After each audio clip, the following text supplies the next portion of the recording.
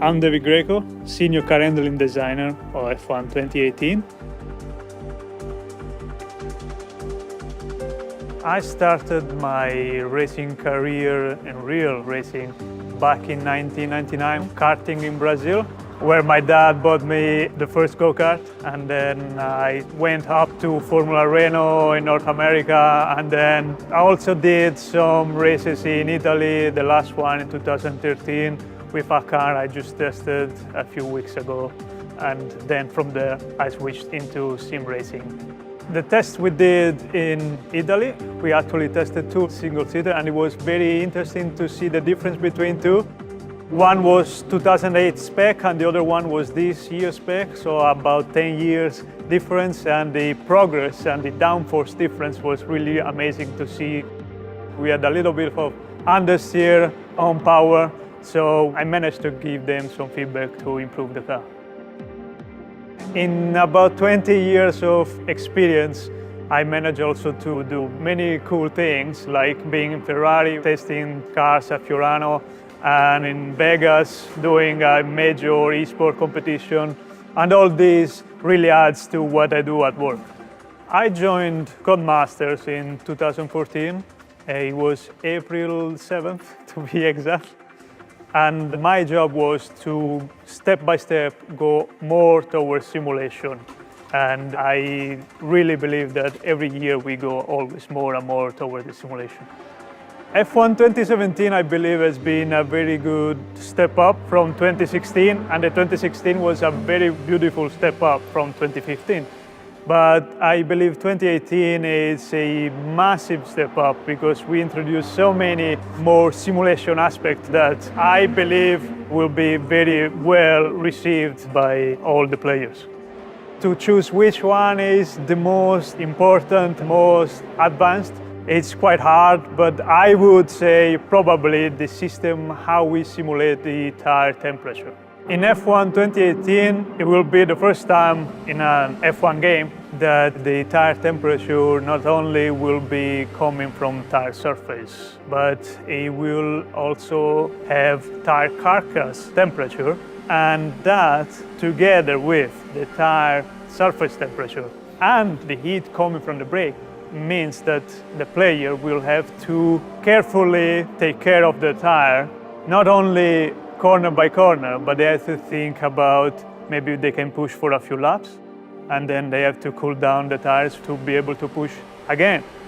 On some of the tracks, they will be very difficult to get the temperature. So all this becomes much more tactical for the player. Now the drivers have three different ways to approach a race. The first one will be all attack, so you go very fast the first laps. But obviously the side effect is that mid to end of the race, you will suffer from tire overheating. The other one is to be consistent, be as nice as possible, but push so that you can keep the tires on very good temperature range for the entire stint.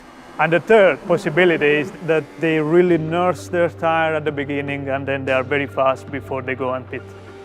The undercut or even the overcut, depending on the tracks, could be not easier, but more effective, depending on the state of the tires at the moment you want to push.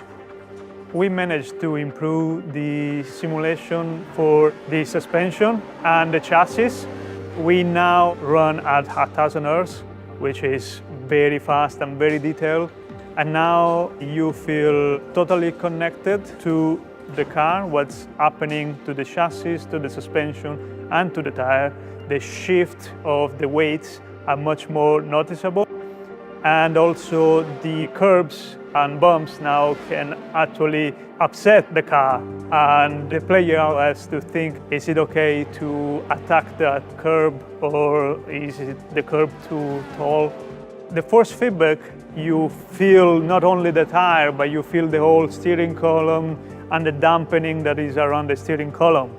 Because the suspension has improved and the chassis and everything around is improved. Therefore, if you go on a curb and you have a double bounce or three bounce, you actually feel the three bounces on the wheel, something that before we wouldn't be able to feel. In F1 2018, The player can actually change the ERS, which is the energy recovery system. While racing, the ERS can be deployed using the MFD, the multifunction display that we introduced a few years ago. Just like changing the fuel mixture, you can actually change the deployment mode of the ERS. On the OSD and on the steering wheel, you can actually see the level of the energy that you have by a bar and also a number that tells you how much battery you have. And then you have the deployment bar, so how much you are deploying and how much you can deploy per lap. And harvesting, the same thing as deployment, but how much you are harvesting and how much you can harvest per lap.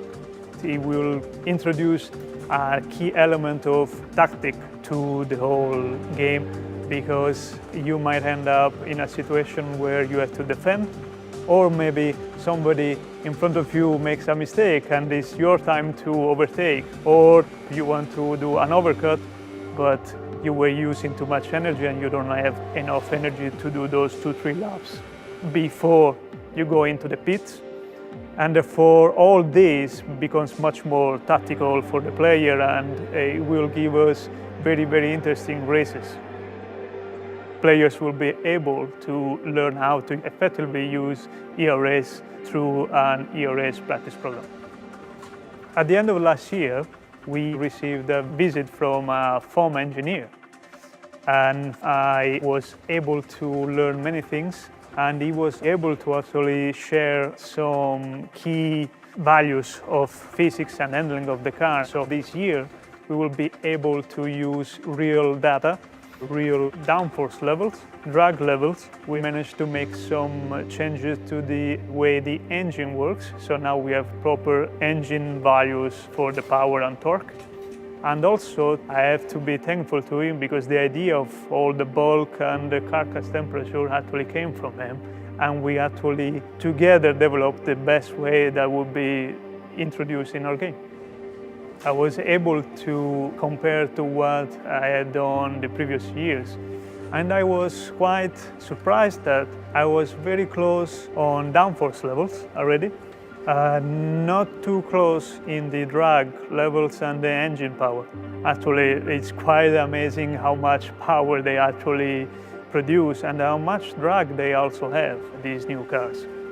Looking back in F1 2015, I am very happy where we got to, and I do have some ideas to further improve for 2019, because obviously we never stop. But we are very close to really be happy with the handling, the way the car feels, the force feedback, how it works. And this year we're very close to what I wanted from a simulator. In over 20 years of career between sim racing and real motorsport, I always came across questions like, one title is more simulator than another title because it's very difficult to drive. With my real motorsport experience, I can say that real racing cars are made to have a lot of grip. To me, a simulator is not how easy it is to drive, how easy to make it spin. To me, a simulation is how many real life physical components we simulate. And especially this year, there are not many features that I can think of that we don't simulate. Just call it a game, to me, is not enough anymore.